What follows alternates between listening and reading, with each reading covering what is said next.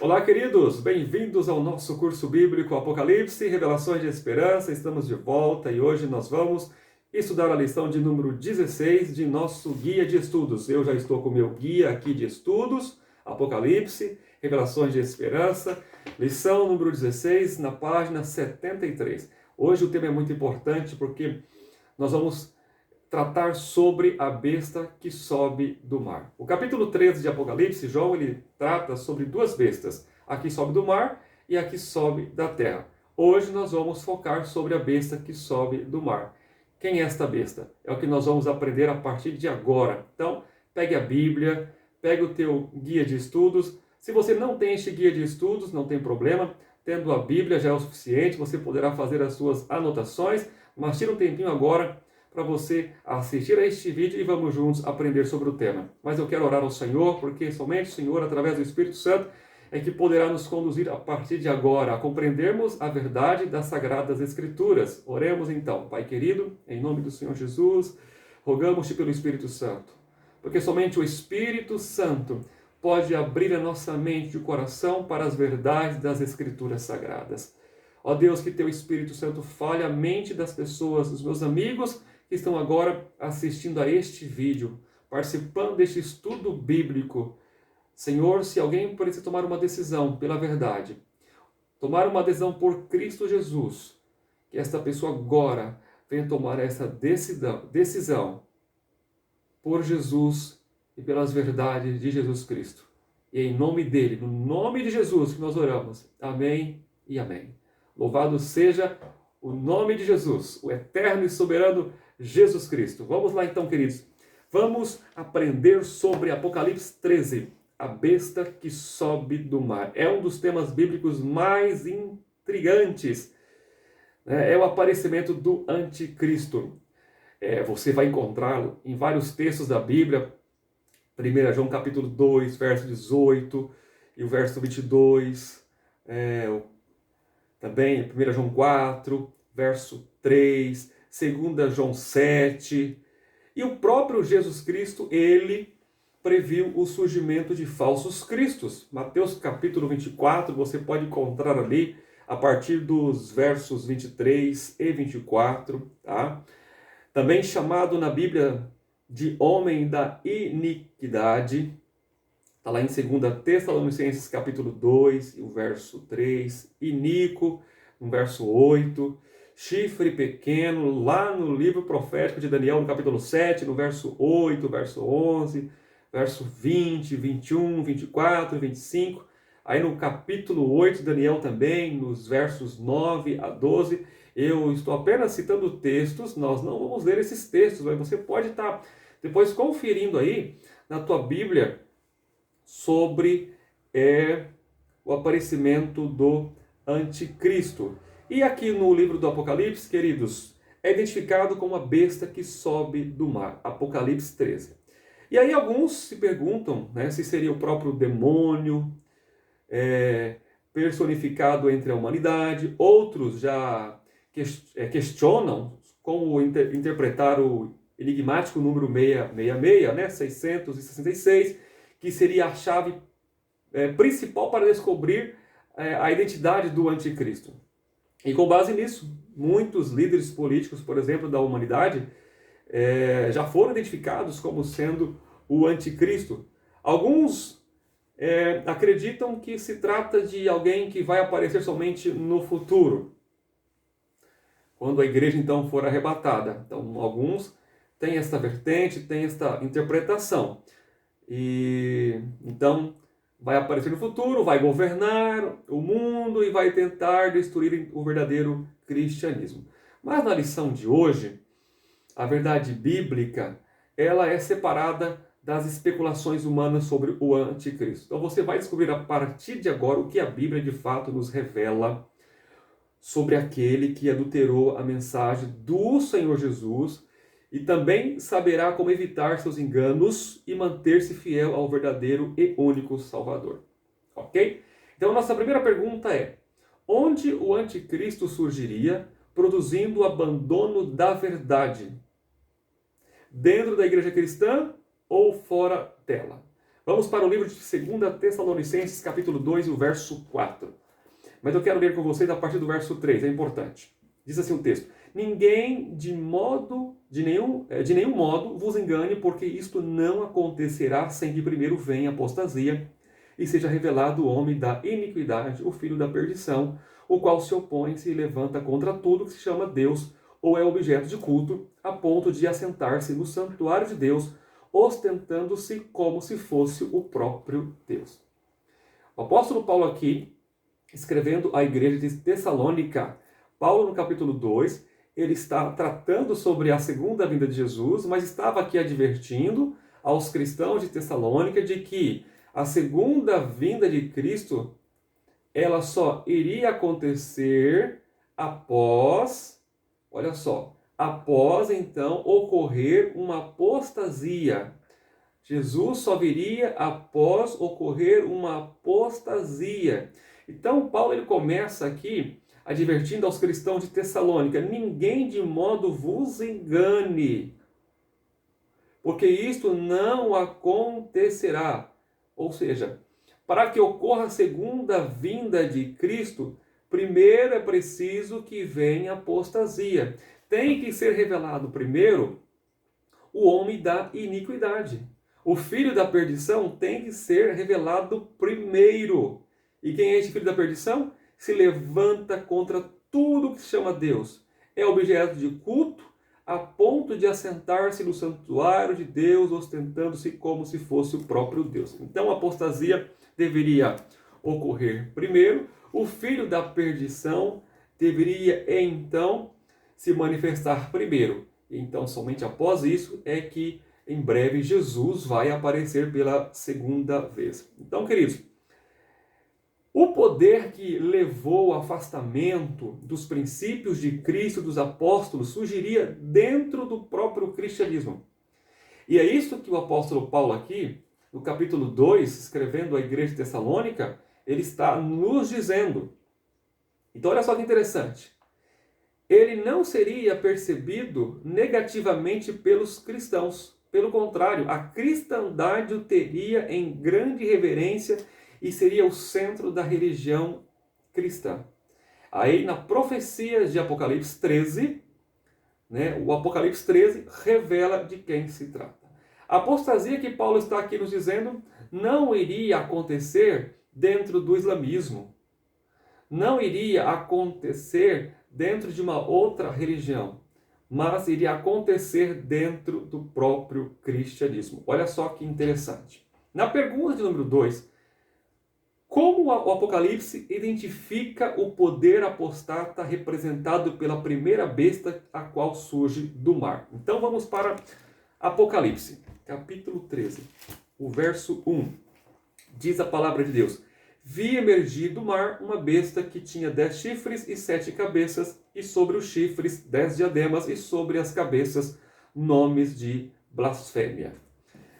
Nós já aprendemos aqui em outros vídeos, em outros estudos que estão aqui gravados em nosso canal. Você que tem este material de estudos aqui, você pode estar relembrando, voltando lá atrás, assistindo os vídeos anteriores, ou até mesmo pegando o seu guia de estudos. Nós já aprendemos aqui que bestas representam poderes político-religiosos perseguidores, que são usados por Satanás para atacar o povo de Deus. Ok? Então, por exemplo, lá em Daniel, no capítulo 8, no verso 20 e 21, nós temos ali a descrição de um carneiro e de um bode. E ali o profeta Daniel, quando ele teve a visão, ele viu o carneiro, ele viu o bode. Então, na sequência, veio a interpretação para o profeta Daniel, onde é então revelado a Daniel de que aquele carneiro representava a Média e a Pérsia, e o bode representava a Grécia. Então, você percebe aí a simbologia de animais em livros proféticos, como Daniel, e agora também no livro do Apocalipse. Como se tratam de livros proféticos carregados de simbologia, essas simbologias têm um significado.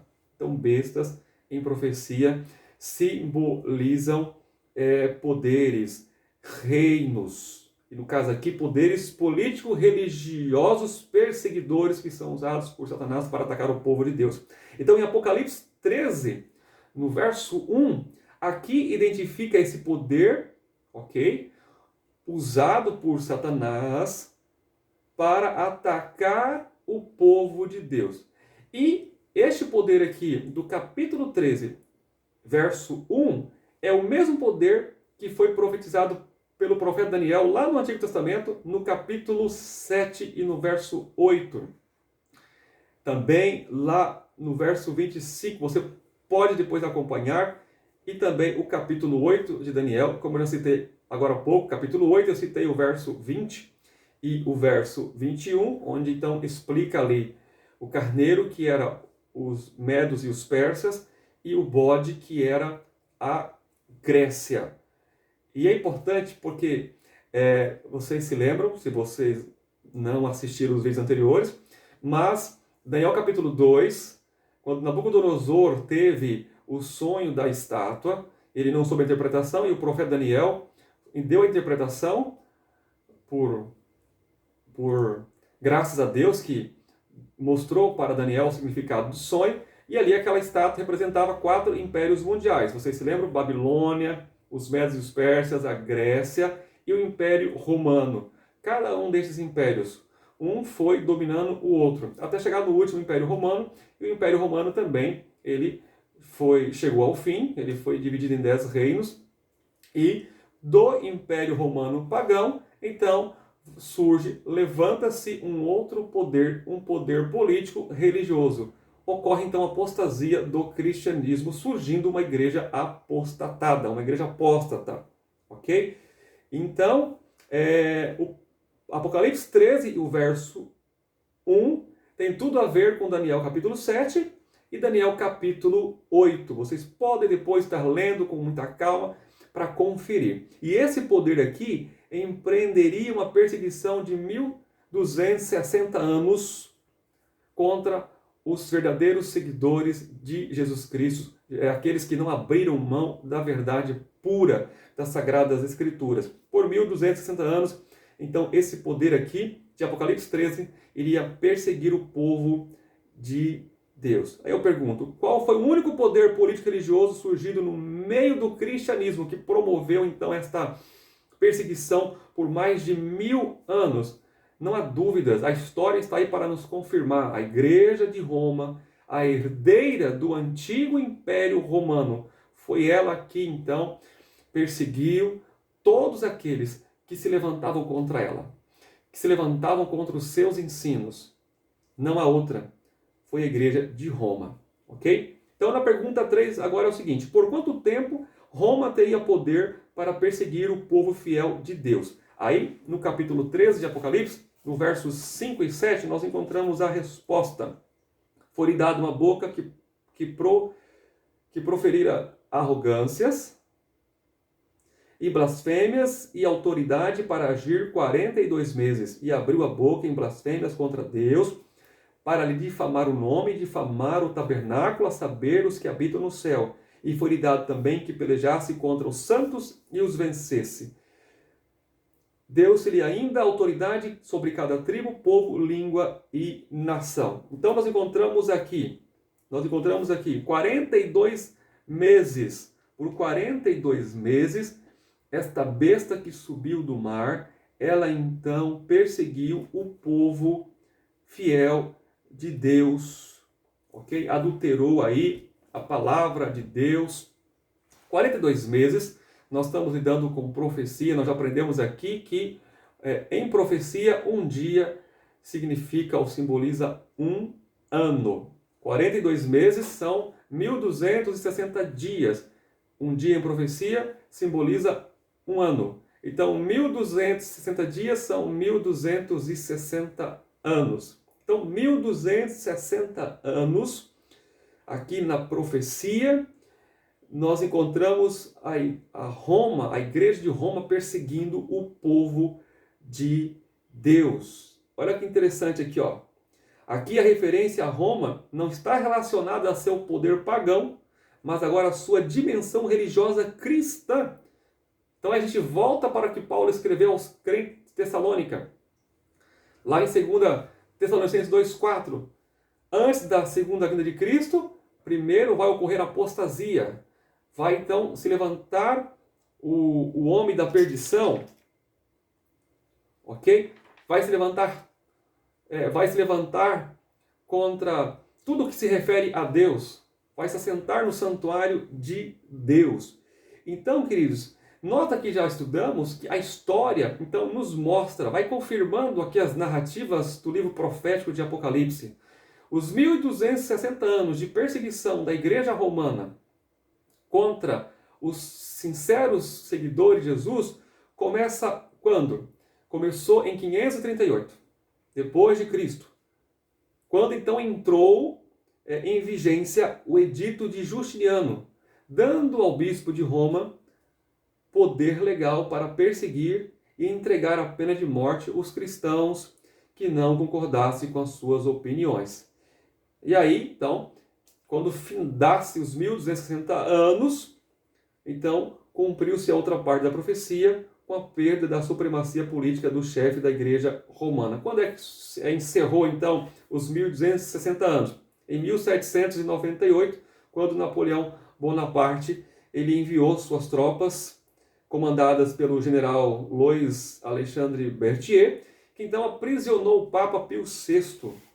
E o Papa Pio VI então perdeu a sua supremacia de Papa sobre outros soberanos. A Igreja de Roma, então, ela perde o seu poder, encerrando, então, esses 1260 anos de trevas, de perseguição contra os seguidores de Jesus Cristo. Então, repetindo, de 538 depois de Cristo a 1798, temos aí na história 1260 anos de perseguição da Igreja de Roma contra os seguidores de Jesus. Agora, na pergunta 4, além de perseguir, o que mais esta besta que sobe do mar aqui, ela faria? Verso 6, vamos ler novamente aqui o verso 6, ó. E abriu a boca em blasfêmias contra Deus, para lhe difamar o nome e difamar o tabernáculo, a saber, os que habitam no céu. Há algumas prerrogativas do poder papal que para Deus são blasfêmias, queridos. Isso aqui é muito importante e eu chamo a atenção de vocês aqui. Por exemplo, algumas coisas que a Igreja de Roma ela fez durante a história, a Idade Média, a Idade das Trevas. Quando a Igreja de Roma então surgiu, quando houve a apostasia do cristianismo. Fique bem claro, a Igreja de Roma ela é uma apostasia do cristianismo puro, verdadeiro, bíblico. Então, primeiro, sua pretensão de perdoar pecados. Isso aqui é uma blasfêmia para Deus. Aí depois da ascensão do nosso Senhor Jesus Cristo, olha só, depois da ascensão do nosso Senhor Jesus Cristo, Pedro deixou bem claro que ele, Pedro, não tinha poder para perdoar pecados, pois essa atribuição pertence exclusivamente a Deus. Está lá em Atos 8, a partir dos versos 20 a 23. Outros exemplos. Ao fazer-se chamar Santo Pai, adotou um nome que corresponde a Deus, sendo que Jesus afirmou: a ninguém sobre a terra chameis vosso Pai, porque só um é vosso Pai, aquele que está nos céus. Está lá em Mateus 23, verso 9. Outra blasfêmia aqui, ó. Outra blasfêmia, outro exemplo, é que ele proclama ser cabeça da igreja, né, usurpando assim a função de Cristo, cabeça do corpo da igreja, Efésios 5, 23. Assim, é possível entender melhor, então, o que Paulo quis dizer quando escreveu que o homem da iniquidade, né, o filho da perdição, a qual se opõe e se levanta contra tudo que se chama Deus ou é objeto de culto, a ponto de assentar-se no santuário de Deus, ostentando-se como se fosse o próprio Deus. 2 Tessalonicenses 2, 3 e 4. Por isso, queridos, ele é o anticristo, ou seja, o que se coloca no lugar de Cristo. Na pergunta de número 5, que número calculado representa então a besta de Apocalipse 13, a primeira besta que sobe do mar? Vamos lá, no verso 17 e o verso 18, capítulo 13 de Apocalipse. para que ninguém possa comprar ou vender, senão aquele que tem a marca ou o nome da besta ou o número de seu nome. Aqui está a sabedoria. Aquele que tem entendimento, calcule o número da besta, pois é número de homem. Ora, esse número é 666. Muito bem? O número 666 tem despertado aí uma série de especulações, o que ele representa, o que ele significa, aqui em Apocalipse 13. No entanto, precisa ser compreendido à luz da revelação bíblica, porque aqui a besta do Apocalipse ela é identificada como Babilônia, como confusão. Babilônia significa confusão. E o poder apostata e arrogante que esse reino representou. Então, por exemplo, em Babilônia, lembra de Babilônia? Lá a Babilônia, onde Daniel e seus 3 amigos ali, eles tiveram um papel importante. Babilônia, o número 6, isso aqui é importante, ó. Em Babilônia, o número 6 tinha um profundo significado religioso. E os deuses ali, adorados na Babilônia, eles eram numerados da seguinte forma: o Deus menor igual ao número 6. O Deus maior igual a 60. E o panteão babilônico igual a 600. Então, você tem aí a totalidade das falsas divindades lá no Império Babilônico, que era 666. Então, isso aqui mostrava claramente nos selos e números de mistérios utilizados pelos sacerdotes pagãos de Babilônia. Aí você vem para Apocalipse 13 e você encontra então aqui agora este número aqui sendo descrito pelo profeta João. Então, nessa perspectiva, queridos, o número 666 sugere o esforço do anticristo de exaltar o homem no lugar de Deus e de Cristo. Certo? E aí João declara de forma específica que o número 666 é o número de homem. Porque no verso 18, ele diz aí, ó, pois é número de homem. O número 666. Certo? Então, o 666 representa a soberba humana de se colocar no lugar de Deus. E aí a besta aqui de Apocalipse 13, a besta que sobe do mar, representa o poder que pretende exercer sua soberania e autoridade à parte de Deus, estabelecendo sua lei e opondo-se àquela dada por Deus lá em Êxodo capítulo 20. Você pode comparar os mandamentos do Catecismo Católico Romano com os mandamentos da lei de Deus aqui no livro de Êxodo, no capítulo 20. Você vai ver ali a mudança que a Igreja Apostólica Romana ela realizou na história. Isso foi profetizado pelo profeta Daniel, de que os tempos e as leis seriam mudados por este poder pagão, né, por esse poder cristão, pagão, que surgiu das ruínas do Império Romano. Esse poder iria realizar isso, iria mudar os tempos e as leis. E de fato, alterou, mexeu na lei de Deus. Eu repito, você pode comparar os 10 mandamentos do Catecismo Católico Romano com os 10 mandamentos de Êxodo 20. Você vai ver ali a mudança que ocorreu, principalmente no que se refere ao dia de adoração. Os 10 mandamentos falam que o dia sagrado é o sábado, o 7º dia, mas o Catecismo de Roma diz que é o domingo, guardar domingos e festas.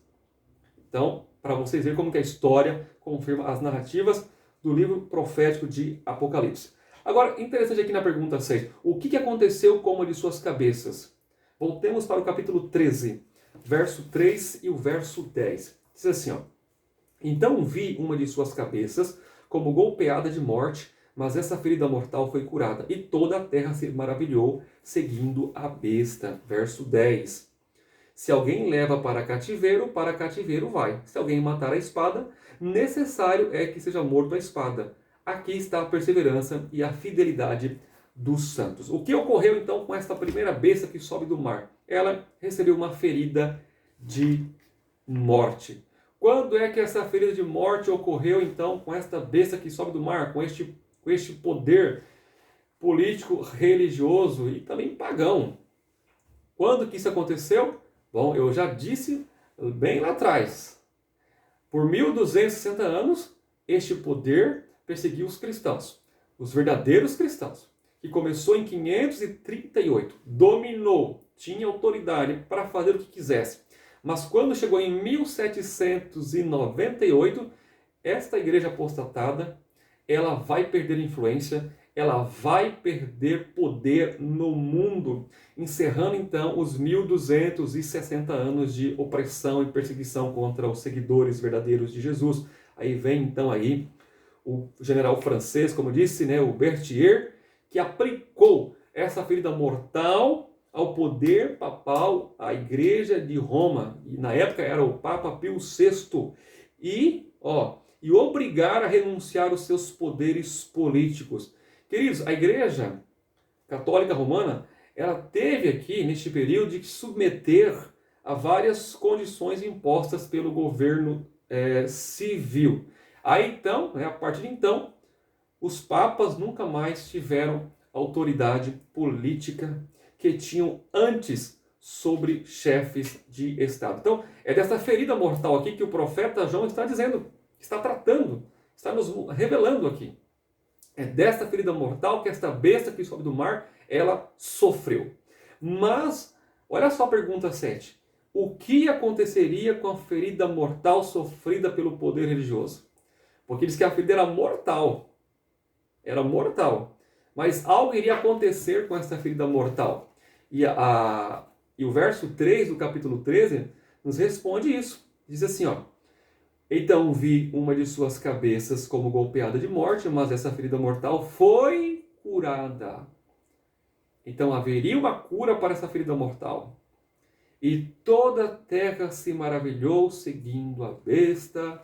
Olha só, de novo esta besta que sobe do mar teria influência no mundo novamente. E quando é que isso começou a acontecer? Anderson, na história, como é que podemos encontrar evidências disso na história? Bom, se formos para a história, vamos ali encontrar, ali exatamente no Tratado de Latrão. Isso foi em 1929. O Vaticano, então, passou a ser reconhecido como Estado soberano. E aí, queridos, desde então, a Igreja de Roma conseguiu reconquistar grande parte de sua autoridade política. E o poder papal, ele tem ampliado extraordinariamente sua influência no cenário mundial. E vocês podem estar acompanhando isso aí. Não importa qual papa esteja sentado ali na cadeira do Vaticano. Porque a questão aqui não é o papa em si, mas é o poder onde ele está sentado. Vocês estão entendendo? É o poder em que ele está sentado ali. Então, mas a figura, por exemplo, vamos pegar aqui a figura do atual Papa, um homem carismático que tem dialogado com muitos líderes políticos e religiosos, a influência do atual Papa chamando a atenção para questões como, por exemplo, as questões climáticas, de que nós precisamos fazer algo, nós temos que salvar o planeta, é importante salvar o nosso planeta, e na visão, queridos, da Igreja de Roma, do Império Religioso Romano atual, é de que nós precisamos também ter um dia especial para salvarmos o planeta, o Dia da Família. E qual é o dia hoje que milhões de pessoas queridas e sinceras, talvez você que está assistindo a este vídeo agora, você faça parte desses milhões de pessoas que pensam assim, que crê assim. Que dia é que é tão comentado dentro do Império Católico Romano? O primeiro dia da semana. O domingo, o primeiro dia da semana, é visto como o dia da família, apesar do domingo não ser assim um dia observado da maneira como o sábado é observado. Por exemplo, os judeus, os adventistas, e outros mais cristãos, vários cristãos que guardam o sábado bíblico, não trabalham no sábado porque acreditam na santidade do sábado, mas ainda milhões de cristãos não guardam o domingo como, por exemplo, eu guardo e creio na guarda do sábado, conforme Êxodo capítulo 20. Exceto, eu faço aqui vou abrir uma exceção aqui para os mormons, né? Os mormons, eles levam muito a sério o descanso dominical. Os mormons, eles não trabalham no domingo. Mas a questão é, o domingo, ele é visto pela maioria dos cristãos como o dia do Senhor, porque Jesus ele ressuscitou no domingo, então tornou-se o dia do Senhor. E o atual Papa, com seu jeito carismático e a influência que ele tem obtido com líderes políticos e religiosos, ele tem essa visão, sim, de que precisamos ter precisamos focar no dia da família, né? No dia do domingo. O que é o dia da família? É o feriado aí, na maioria dos países, é o dia em que a maioria das pessoas vão à igreja pela manhã adorar o nome de Jesus. Há algum problema nisso antes? Claro que não. Né? Nós temos que adorar Jesus todos os dias, todos os dias. Mas a questão que eu agora quero chamar a atenção para vocês é o de que vai acontecer no futuro. O que vai acontecer no futuro, de acordo com Apocalipse 13, meus queridos amigos, é como é que esse dia, o primeiro dia da semana, ele será apresentado para toda a humanidade. E como ficará a questão do sábado do sétimo dia, que é o verdadeiro dia de descanso. Então não tenha dúvidas de que a Igreja de Roma, desde 1929, ela está nesse processo de cura. Ela vai ganhando espaço de novo, vai conquistando admiração através de seu líder, o Papa, admiração de líderes religiosos, na tentativa de buscar um bem comum, na tentativa de salvarmos o planeta, na tentativa de termos uma paz mundial entre as nações, entre os povos, não importa as suas crenças, a sua religião, mas nós precisamos de paz. E veja bem, não somos contra, o mundo realmente precisa de paz, mas esta paz, a paz verdadeira, ela só virá com a segunda vinda de Jesus.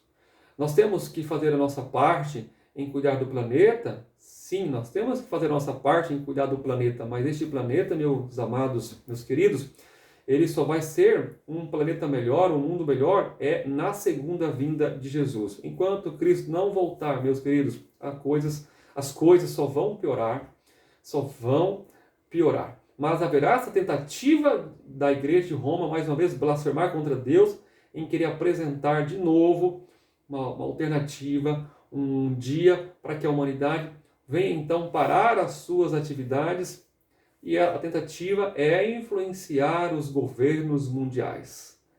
Então, é algo muito sério e é importante nós ficarmos atentos para o que está acontecendo em nosso mundo, principalmente agora neste contexto de pandemia. Nós estamos aí já entrando num período pós-pandemia, o que virá nos próximos anos. Eu já disse aqui em outros vídeos, nós não sabemos quando Jesus vai voltar. Não podemos marcar datas para a volta de Jesus.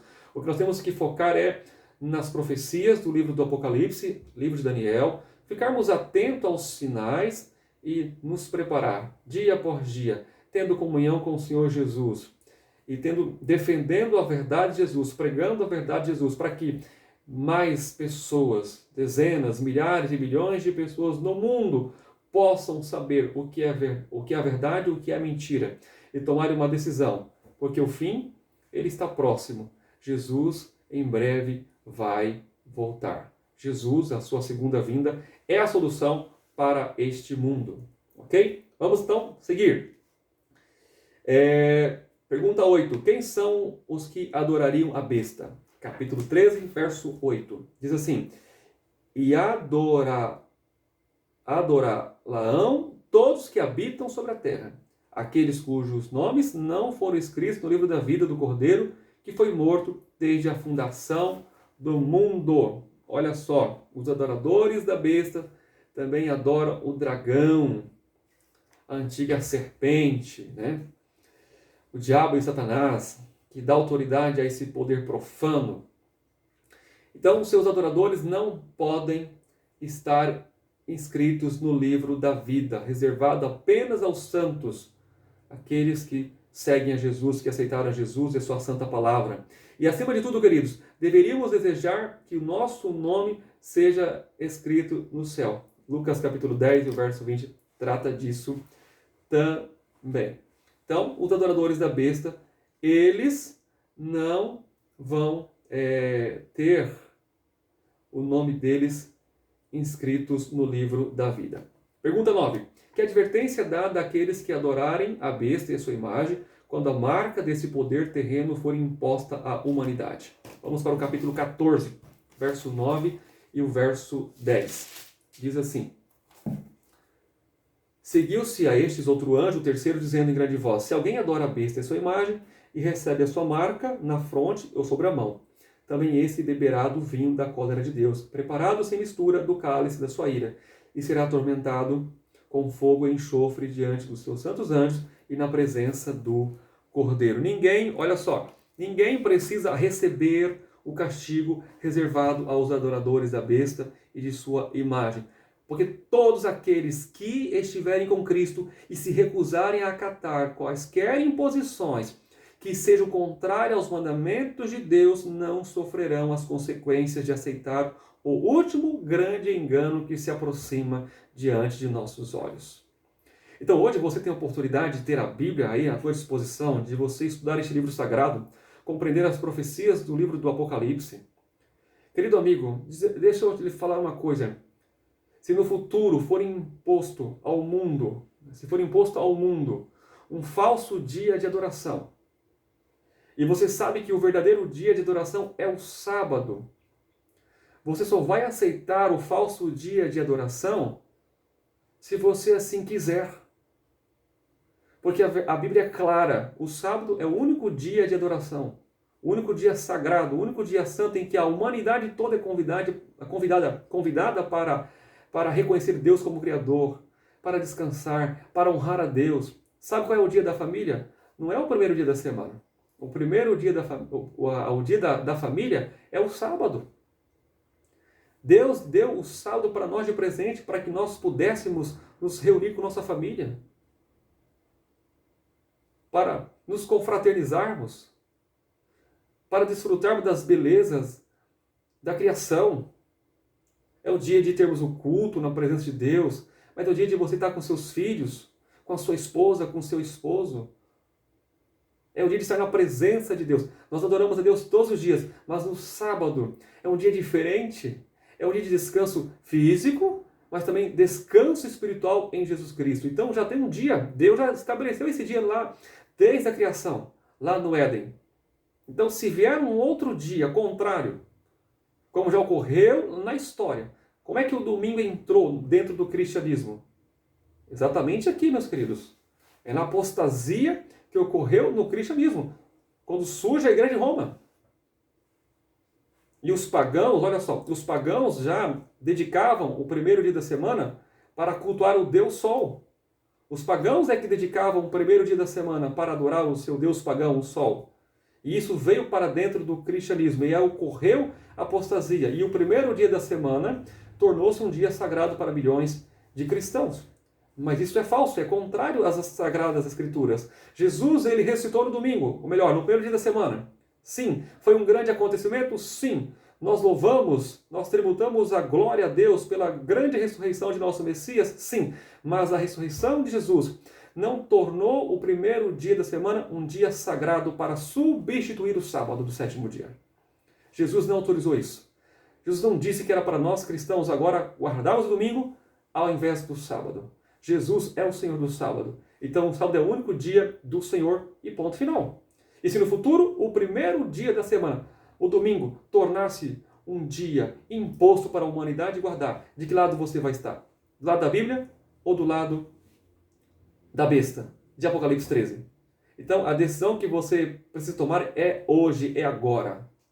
Se preparar agora para o que se aproxima. Quando vai acontecer essas coisas, nós não sabemos. O que virá nos próximos anos, não sabemos, não nos compete sabermos quando isso vai acontecer. Mas a profecia de Apocalipse 13, as profecias de Daniel, elas nos dizem que isso vai acontecer antes da segunda vinda de Jesus. Ok? Pergunta 10. Estamos encerrando. A última pergunta. Qual é o chamado de Cristo a seus filhos que estão fora de seu redil? Vamos lá? João capítulo 10. É o último texto agora do nosso estudo.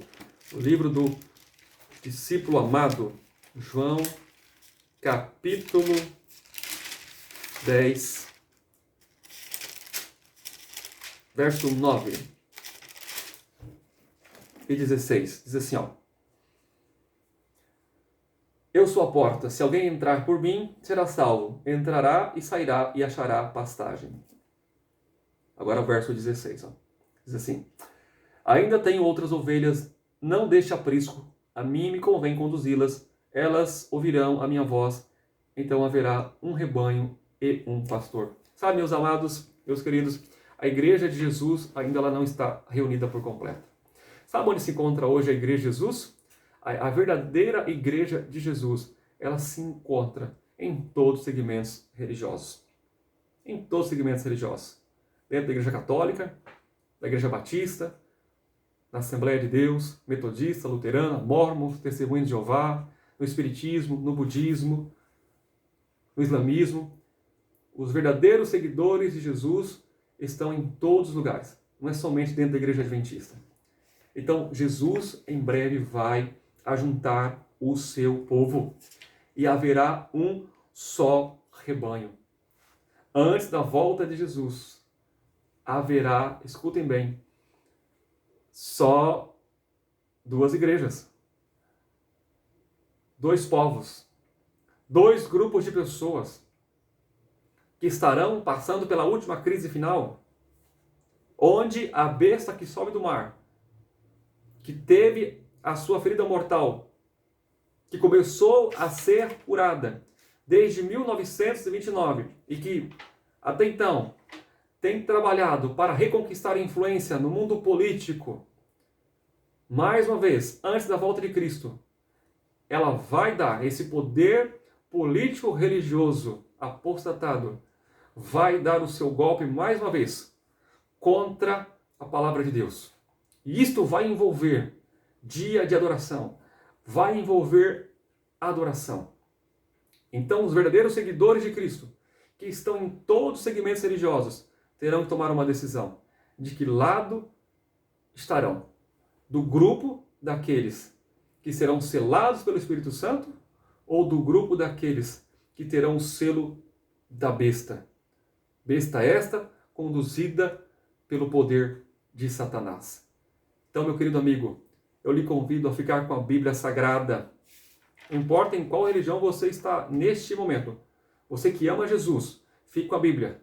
Permita que o Espírito Santo abra a tua mente para o que está para acontecer no futuro, antes da segunda vinda de Jesus. E tome a decisão de ficar do lado certo em nome de Jesus. E eu quero encerrar aqui, fazendo aqui o resumo e convidando você para o compromisso.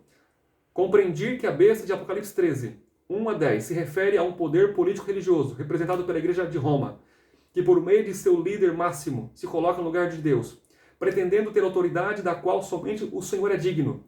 Eu me comprometo a viver de acordo com a palavra de Deus e decido não seguir nenhum princípio que tenha sido estabelecido por esse sistema religioso, embora deva amar e respeitar seus adeptos. Desejo fazer parte do grupo que guarda os mandamentos de Deus e tem o testemunho de Jesus. Se é o teu compromisso, ore comigo agora em nome de Jesus. Pai querido, em nome do Senhor Jesus, eu oro por essa pessoa que toma a decisão de fazer parte do grupo daqueles que guardam os verdadeiros mandamentos de Deus, Êxodo 20, e tem o testemunho de Jesus. Aqueles que amam a Jesus. Eu oro por essas pessoas que teu Espírito Santo, Pai, venha estar com eles neste momento e nos prepare para os acontecimentos finais. Não sabemos quando Jesus virá, mas tudo está nos apontando que em breve ele vem. Os sinais estão se cumprindo. Estamos caminhando para a última crise dessa terra e queremos permanecer do lado do Senhor Jesus. E em nome dele que nós oramos. Amém e amém. Que Deus te abençoe. Em nosso próximo estudo, nós vamos aprender ainda em Apocalipse 13 sobre a besta que sobe da terra. Vai ser muito importante. Até lá!